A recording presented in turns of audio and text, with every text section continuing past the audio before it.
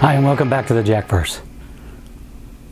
I had a topic that I wanted to discuss today, but after certain events, I have decided to sort of amend that topic, evolve it in a bit of a different direction. The original topic was the difference between art and business and why that's important. But really I want to focus on art and what it's like to be an artist. I'm not necessarily talking about the good celebratory kind of way. I'm talking about the darker side of being an artist. But first, I do want to address what I consider to be the definition of art. This definition is very, very important to me. It's so important to me that it sort of serves as a defining arm of everything I do. It guides me, gives me a certain purpose.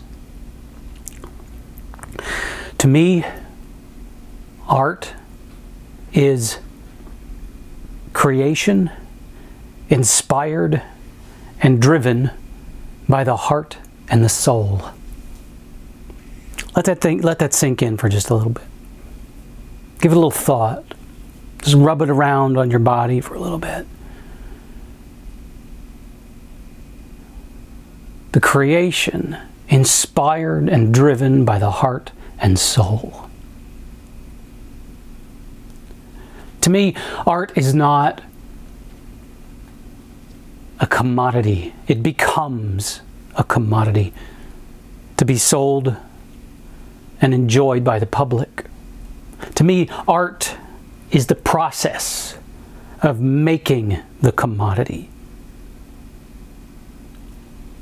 When I was an actor, I was very different than the other actors around me, in that what I enjoyed the most, what most profoundly affected me, was the rehearsal process. That was the period of time where I could explore, where I could dive in to this character and discover who that person was and what drove that person and what the relationships to the other characters on the stage were like. And once the show opened, the discovery was done. To me, once the show opened, the art was over, and what I had to do was to deliver the commodity that was created from the art. And now as a writer, it's the same thing. I love, with all of my heart and soul, the process of writing books. I love diving into these situations and helping to develop these characters and these relationships and spending time with them and exploring these worlds. I love it. It fills my heart and my soul. So as I'm writing them, I'm discovering and I'm creating art. I'm using my art to drive a story forward. And then I hand the story over to my editor, and we go through the process of polishing the art and making sure the art was worthy of consumption. And then proofreaders do their thing, and then I hit publish, and the art is done. The art has become a commodity to purchase.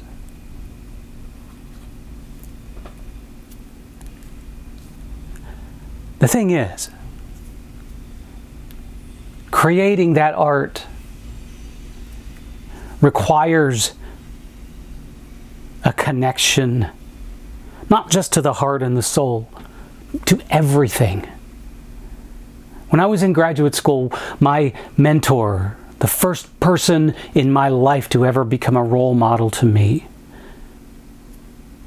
instilled it into my world, into my art, that inspiration comes from everywhere and everything.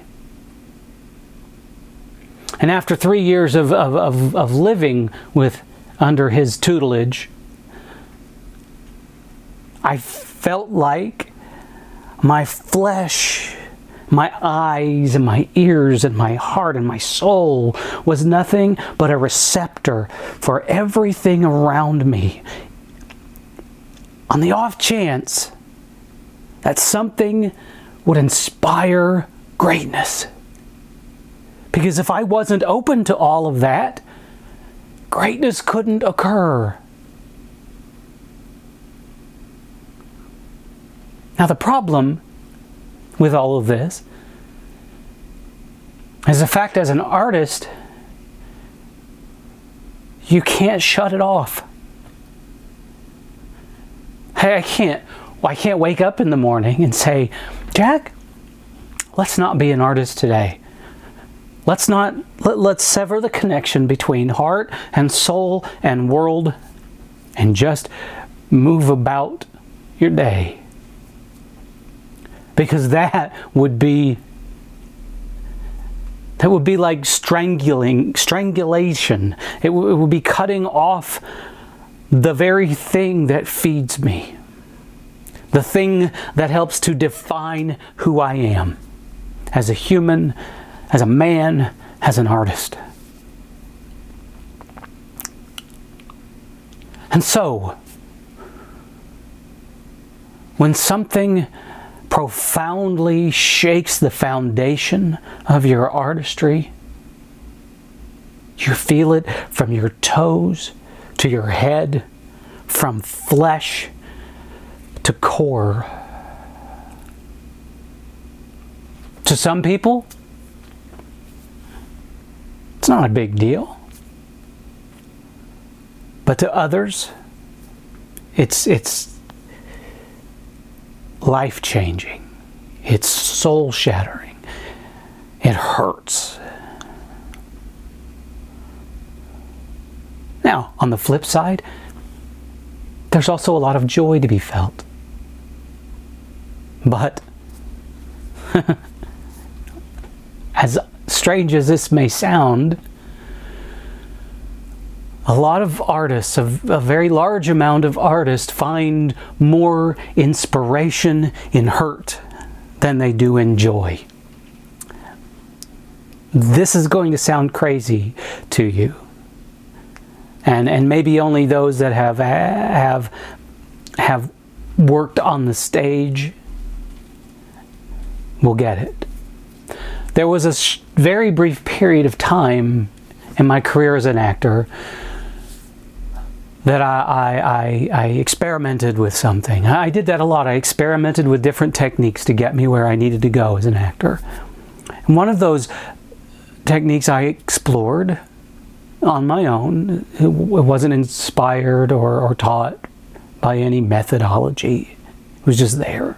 It was just me coming up with new and crazy ways to dive deep into the wells of character. Before performance, I would do everything I could to drag myself down.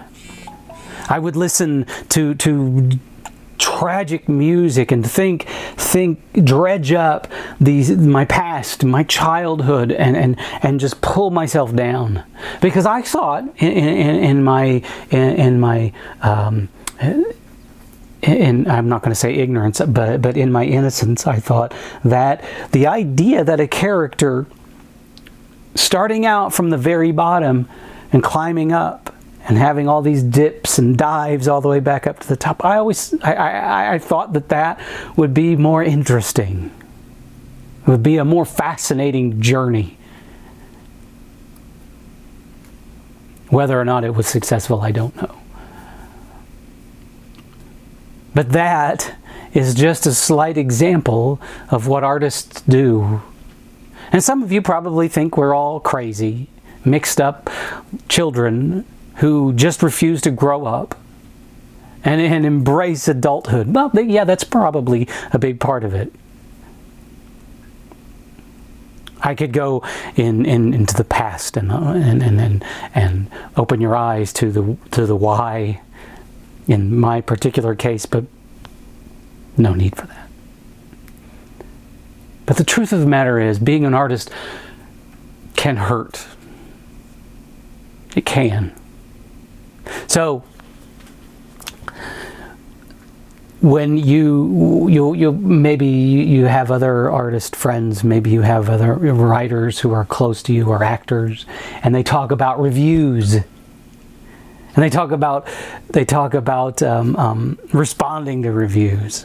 Now, I would never, ever, ever, ever respond to a review. And if you're a writer out there and you're listening and you have had bad reviews and hurtful and negative reviews, and you're even slightly considering responding to them, let me tell you definitively, don't. It's a small world, and it's only getting smaller. And the second you respond to that negative review, it will backfire.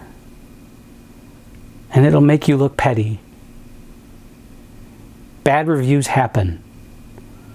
They just like good reviews do. Bad reviews happen.